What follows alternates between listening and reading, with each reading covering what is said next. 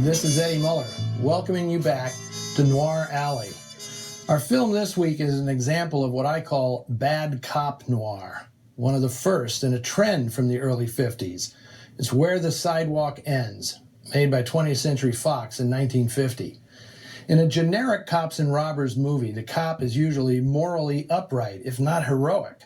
In bad cop noir, typically trustworthy authority figures act out of twisted self-interest or some ingrained psychosis.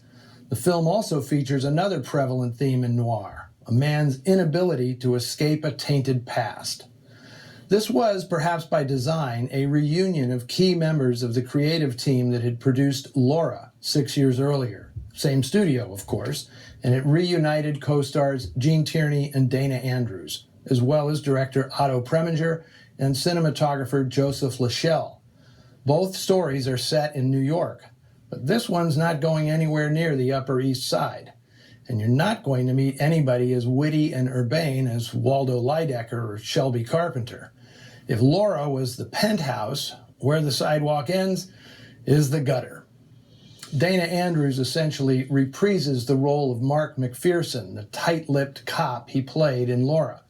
This flatfoot is cut from the same tightly wound cloth. But the intervening 6 years put a lot of mileage on Andrews. Mark Dixon may essentially be the same cop, but he's older, tougher, and more cynical, with a neuroses that bubbles close to the surface. Both characters are obsessed, prerequisite for any noir protagonist. In fact, Dana Andrews may be the perfect actor for noir. In a wonderful essay called Dana Andrews or the Male Mask, Jeffrey O'Brien said of the actor's face, "This is what smoking and drinking looks like when it isn't fun anymore." As for Gene Tierney, she's practically a carbon copy of Laura Hunt, even if she's a model rather than a designer. It's possible the filmmakers were banking on some emotional holdover from the earlier film, but it's doubtful. This was 6 years after Laura, too long to expect it to still be fresh in the public's mind. Otto Preminger just liked using Gene Tierney. He had a thing in his films for saintly women, and if Tierney could project one thing effortlessly, it was a guileless innocence. She made her share of noir, including 3 with Preminger, but she rarely was cast, with the notable exception of Leave Her to Heaven, as a femme fatale. The film is based on the novel Night Cry by William L. Stewart, and the excellent adaptation is the work of Ben Hecht, the most in-demand writer in a business for which he had little respect.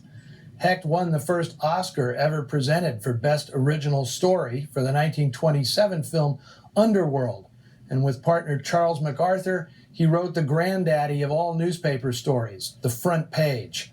He had a big hand in 1932's influential gangster saga, Scarface. During the 40s, Hecht and Dalton Trumbo probably doctored half the scripts in Hollywood. And this isn't one of his best known, but it's damn near perfect. Otto Preminger's directorial style never draws attention to itself, which is a major part of its brilliance. He was an expert at moving the camera, position to position, which he preferred over hard cuts to different angles.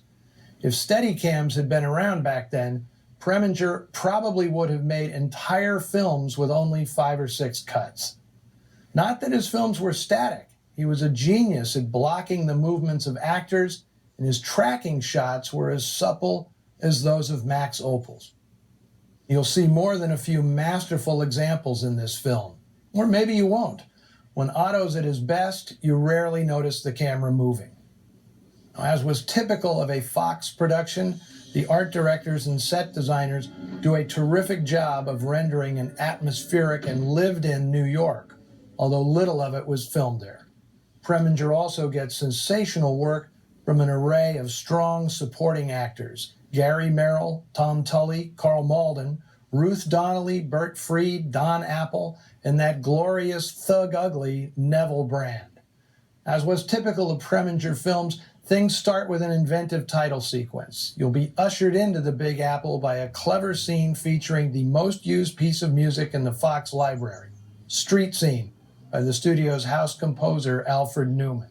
This time, however, it is truly unique. Here is Where the Sidewalk Ends.